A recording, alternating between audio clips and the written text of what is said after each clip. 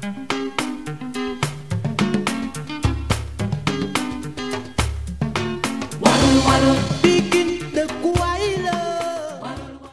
depuis 6 ans, j'ai repris en plus des fonctions résiduelles du tribunal pour l'ex-Yougoslavie, les fonctions résiduelles du tribunal pour le Rwanda.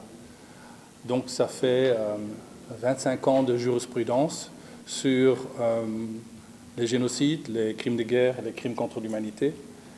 Et quand nous nous sommes un peu orientés vers la fin de nos travaux, quand le Conseil de sécurité décidait de fermer les juridictions ad hoc pour uniquement garder un tribunal résiduel, on s'était dit il faut absolument qu'on essaye de garder l'expérience, la legacy de ce que nous avons fait, de ce que nous avons réalisé. Et le premier sujet dont nous avons dit, voilà, il faut absolument garder vraiment l'expérience et le mettre par écrit, c'était les violences sexuelles en période de conflit. Il y a 6 ans, nous avons publié un livre avec Oxford University Press qui est vraiment un livre presque académique qui va en 500 pages dans les détails de la jurisprudence sur toutes les décisions importantes des juridictions internationales. Évidemment, c'est un livre qui est très intéressant, mais pas facile à digérer et pas nécessairement adapté à ce que des procureurs de première ligne ont besoin. Donc de là, cette idée, il y a 3 ans, de se dire, voilà, on va essayer de produire un manuel vraiment pour le praticien du droit, plus particulièrement pour le procureur qui doit préparer un acte d'accusation, mais aussi qui peut être utile pour les juges, voire les enquêteurs. Et il y a 2 ans, on avait fait la version anglaise de ce manuel. Et comme nous, on organise beaucoup de formations pour des magistrats, chaque année en Afrique anglophone et francophone, et prenant en considération le fait que malheureusement la plupart des publications sont en langue anglaise, on s'est dit, voilà, c'est certainement une bonne initiative d'avoir ce manuel aussi disponible en langue française. Et on a trouvé avec Ingo, le directeur de la Konrad-Adenauer Foundation, Konrad-Adenauer Stiftung, un partenaire parfait pour avoir aussi la version française. Alors, quel est le but? Je vais pas après parler un tout petit peu, si vous le souhaitez, des défis que nous avons au niveau des juridictions internationales pour mener à bien ce genre d'enquête. Mais c'est vrai, les mêmes problèmes se posent pour les procureurs au niveau national. Et alors, ce manuel va aider dans toutes les phases de la procédure, que ce soit au niveau des enquêtes, que ce soit au niveau de la préparation d'un acte d'accusation, que ce soit au niveau de la phase de jugement, qui permettra aussi à des juges de prendre les éléments constitutifs des infractions en considération. Et donc il y a des conseils pratiques pour les magistrats, mais il y a aussi toute la jurisprudence importante de toutes les juridictions internationales qui est reprise dans le document, donc ce qui permet aussi à des magistrats, quand ils cherchent le précédent, de trouver la réponse souvent dans ce manuel, qui prend comme point de départ, évidemment, le statut de Rome, à la base de la Cour pénale internationale, statut de Rome qui aussi a été incorporé dans la législation nationale au Sénégal. Merci. Alors, est-ce que vous pouvez revenir sur les défis et obstacles liés à la poursuite des violences sexuelles? Oui, certainement. Pendant l'introduction, quand il y avait encore Monsieur le ministre présent, je parlais des chiffres, des nombres de viols en période de conflit. Je parlais entre 150 000 et 250 000 femmes violées pendant le génocide au Rwanda, presque 50 000 victimes conflits en ex-Yougoslavie, 50 000 Sierra Leone, 60 000 Libéria. Eh bien, tout ça, c'est des estimations parce qu'en fait, personne ne connaît le nombre exact parce que la majorité des violences sexuelles pendant les conflits ne sont pas rapportées et ne sont pas poursuivies. Et il y a toute une série de raisons pour cela. La première, je crois que c'est l'enquête proprement dite. Quand vous avez un conflit qui a lieu quelque part, et les premières enquêtes ont lieu surtout par les juridictions internationales, il y a des centaines, voire des milliers, voire des dizaines de milliers de crimes qui sont commis. Il y a le plus souvent un nombre très limité d'enquêteurs et ils déterminent les priorités. Alors, quels sont les crimes les plus visibles quand vous regardez aujourd'hui la télévision et les conflits? C'est les tueries, c'est les destructions de bâtiments, et c'est ça qui, le plus souvent, est la priorité au niveau des enquêtes parce que c'est le plus visible.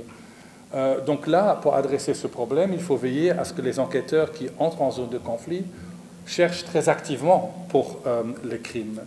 Nous avons aussi constaté que souvent les victimes d'agressions ou une famille où des membres mâles ont été tués, leur propriété détruite, souvent les femmes survivantes hésitent à rapporter les crimes sexuels parce que le stigma qui va avec le fait d'être victime. Je le disais lors de l'interview il y a quelques minutes.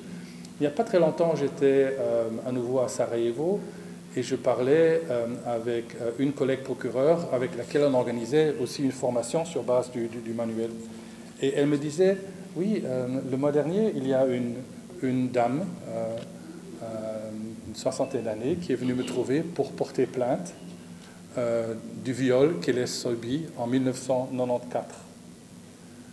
Et je disais à la collègue, donc, comment ça? Elle a rapporté un viol la semaine dernière pour un viol qu'elle a subi il y a 29 ans. Et la collègue procureure à Sarajevo me dit, oui, elle a entendu la mort de son mari pour pouvoir en parler, parce qu'elle n'aurait pas pu en parler du vivant de son mari, parce que le mari n'aurait pas compris. Donc, et c'est ça le stigma qui va avec, que nous avons, et je vois des collègues procureurs ici présents, que nous avons vécu et nous avons su dans nos dossiers de plus en plus. Et c'est vrai, il y a encore aujourd'hui des sociétés où une femme victime de violences sexuelles sera rejetée par le mari, sera rejetée par la société avec une double victimisation. Donc là, il y a beaucoup de travail d'éducation à faire. Un autre élément, nous avons vu avec les auteurs. Vous savez, nous avons poursuivi avec nos tribunaux plus de 250 personnes. 2 femmes parmi les auteurs, tous les autres étaient des hommes. Et quand vous présentez des éléments de preuve par rapport aux tueries, par rapport aux destructions, à un certain moment, un général reconnaît avoir envoyé ses soldats pour commettre des tueries. Mais très peu acceptent d'avoir ordonné ou commis des viols, parce qu'on peut encore d'une certaine manière justifier d'avoir exécuté l'ennemi ou des prisonniers hommes. Je ne vais pas dire que c'est accepté par la société, mais un homme le reconnaît. Mais reconnaître d'avoir violé une femme, comme ce n'est pas accepté dans aucune société a priori, les auteurs ont beaucoup plus difficile à avouer, à reconnaître, ce qui fait la preuve encore plus importante. Et puis, c'est vrai aussi, les magistrats que nous sommes aussi passés par un processus d'éducation, parce que traditionnellement, si vous regardez les premiers procès devant les juridictions internationales, vous verrez que les violences sexuelles n'ont pas vraiment eu une attention particulière. Pourquoi? Parce que quand vous parlez de crimes de guerre ou crimes contre l'humanité, eh bien, tous les crimes doivent être liés au conflit. Par exemple, si vous avez un conflit en cours quelque part et vous tuez votre voisin, mais ça n'a rien à voir avec, c'est pas votre ennemi, mais vous avez un problème de voisinage, eh bien, vous tuez votre voisin, c'est un meurtre classique qui sera poursuivi par la loi nationale et ce ne sera pas un crime international poursuivi devant les juridictions internationales. Et pendant souvent, il était considéré qu'un viol en période de conflit, c'était un crime pas légitime, mais un crime excusez-moi l'expression, du dommage collatéral, d'une certaine manière, pour vraiment de le dire d'une manière un peu crue, et on considérait que les violences sexuelles n'avaient rien à voir avec le conflit armé. Là où aujourd'hui, je crois que tous les magistrats sont d'accord, tous les juges et la jurisprudence est très très claire que les violences sexuelles sont utilisées comme armes de guerre pour commettre des crimes, pour détruire une société, pour humilier l'adversaire. Mais il a fallu laisser du temps au temps et de permettre aux magistrats, procureurs et juges de vraiment de beaucoup mieux comprendre la dynamique. Vous savez, nous avons actuellement en procès devant notre juridiction tribunal pour le Rwanda un des Félicien Kabuga, qui était considéré comme un des financiers du génocide au Rwanda. Il a seulement été arrêté il y a 2 ans. Son procès a lieu maintenant pour les crimes commis aussi presque 30 ans. Et